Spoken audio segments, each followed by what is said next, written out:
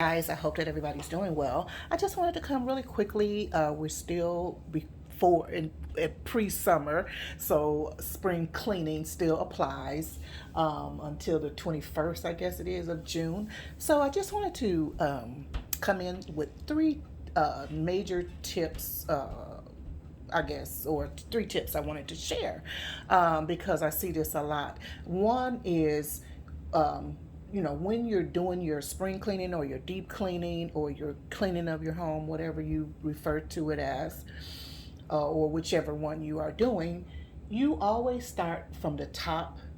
You start from the top and you work your way down.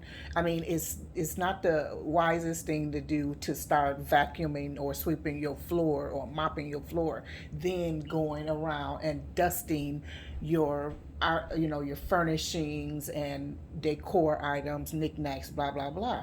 So you always start at the top. That means if you have any light fixtures on your ceiling, you should, dust those down and wipe those down and things of that nature.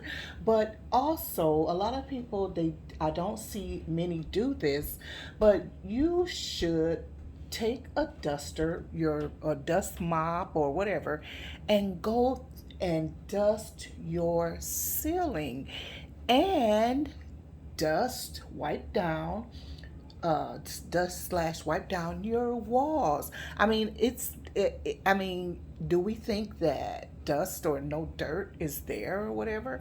I feel like at least once every 6 months you have to wash certain walls, especially your bathroom walls, bodily fluids and bacteria and things of that nature, bio things are floating and splattering and things like that. And you don't see it, with the naked eye, but you must clean down the walls of your bathroom. That is so very important, especially around the toilet. Now, and that would lead me to number two. When you are cleaning your toilet, you start from the top and you work your way down.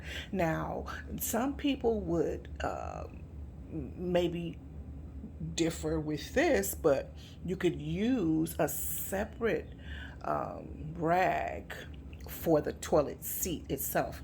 You should never ever um like use like the toilet brush that you just clean the inside of the toilet with to then go and clean your toilet seat.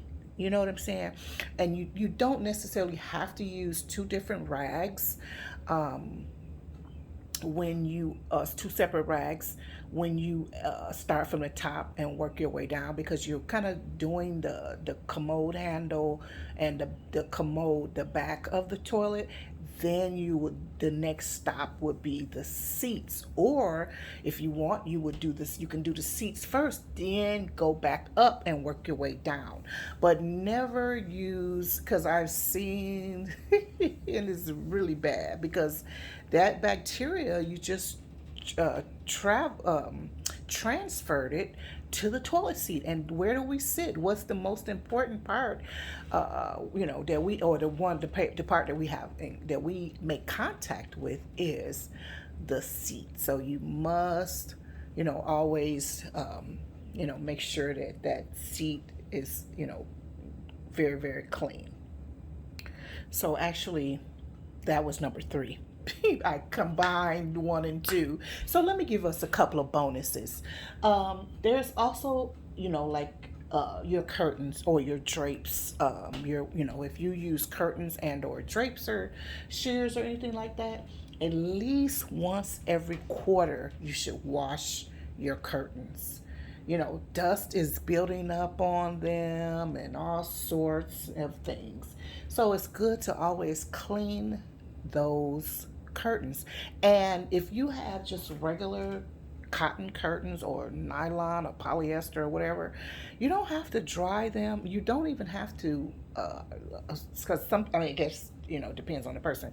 They like to iron theirs or steam them. Steaming is one thing, ironing is another. But what I do after I wash, launder my, because they're all launder. I don't have anything that you have to send to the cleaners anymore. It's all I just got quick and easy. Throw them in the washing machine, and then I hang them back on the curtain rods and let them dry there. I don't put them in a dryer. That's a waste of time and everything right there. You can just put them right back on the curtain rods and let them dry that way.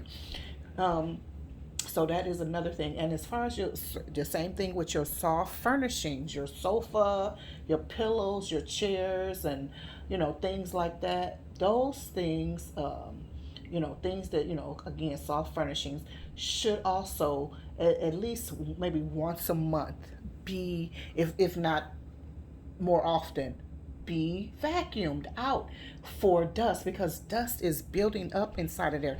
And when you have dust and building up inside of there, germs and odors are also building up inside of there. There's also a way to disinfect your soft furnishings as well, but that would just require like maybe a little mixture of vinegar or peroxide or something like that with a couple of essential drops of essential oil, something like that, to spray on your furnishings, and then let them either dry naturally or in the with a fan, and that will help keep odors, but away from your soft furnishings and things like that, rugs as well. So yeah, just so those are just a few little tips I wanted to share with us about house cleaning and keeping our homes fresh and germ free as much as possible, as the real bad germs anyway, and things like that. So I just wanted to share that with us. I hope that it was helpful to someone. If you have any questions or anything you wanted to add, please go ahead and do that in the comment section, because I am interested in knowing how what type of cleaning habits and or methods that you have, that you may have learned from your parents or family, or something that you just learned on your own through being a homemaker or a domestic engineer or anything. So anyway, thank you so much for listening and watching. Sorry I couldn't show myself. I just wanted to get this off out really really quickly. So I love you very much, and don't forget, keep a very tidy home and use those different methods, and you'll see a change in the manner in which your home, because a lot of people, and I don't want to keep prolong this video, they get sick a lot, but they never understand why they get sick a lot. People think that it's just a natural thing to get sick every year, like a cold, or they call it flu, different things. But a lot of sicknesses actually derive from unhealthy or unhygienic environments. So it's always good to keep our environments clean, wiped down, and things like that. So I'll talk to you later. Love you very much. Have a great day. Don't forget to leave that information down in the comment section, because I'm interested in knowing what methods that you're using and that I could adapt to myself. Thank you so much. Bye bye.